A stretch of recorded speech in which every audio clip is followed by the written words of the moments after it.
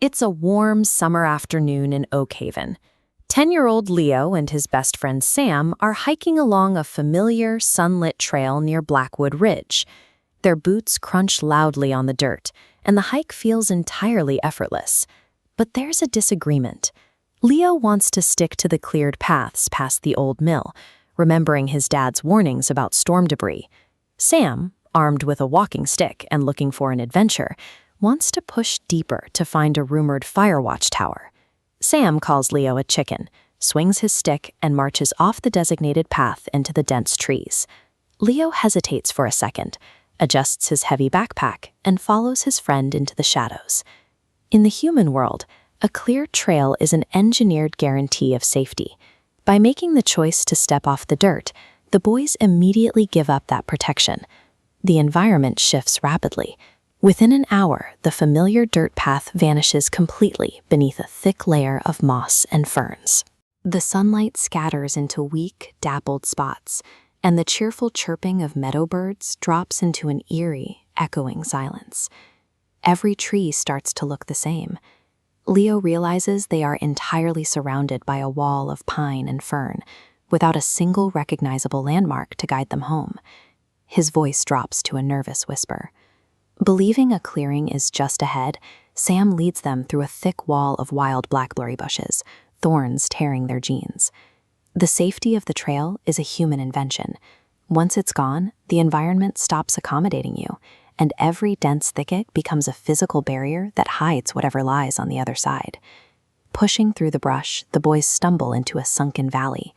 Ahead of them is a massive, waist-high patch of wild blackberries, heavy with ripe, dark fruit. It feels like an incredible reward. Sweaty and tired from the hike, they drop their walking sticks and start eating handfuls of the sweet, sun-warmed berries. Then, the wind shifts. A wet, musky odor rolls over the clearing, a smell like turned earth and wet dog. A second later, a thick branch snaps under immense weight. Out of the shadows of the pines steps a massive black bear. It is nearly 7 feet tall, its dark fur rippling with muscle. It hasn't noticed them yet. Its attention is locked entirely on the berry patch.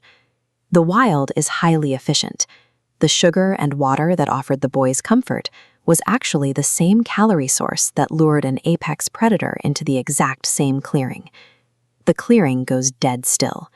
Sam lets out a tiny, sharp gasp of terror. The bear stops, turns its heavy head, and locks its small, dark eyes right on them. Panic floods Sam's nervous system. His knees buckle. Every primal instinct in his brain screams at him to pivot and sprint as fast as he can back through the thicket. This diagram shows predator-prey drive. If an animal turns and runs, a predator instinctively chases. Humans cannot win this race. A black bear hits 35 miles an hour, and over rough terrain, the speed difference is worse. Acting on your primal urge to flee triggers a chase you will lose. To survive, you have to actively fight your own nervous system. Just as Sam tenses to bolt, Leo grabs his arm with bruising force.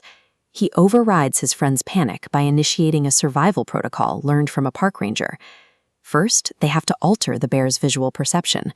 They lift bulky backpacks over their heads and extend their arms, intentionally casting a larger silhouette to look like a difficult target. Keeping their arms high, the two boys start an agonizingly slow retreat.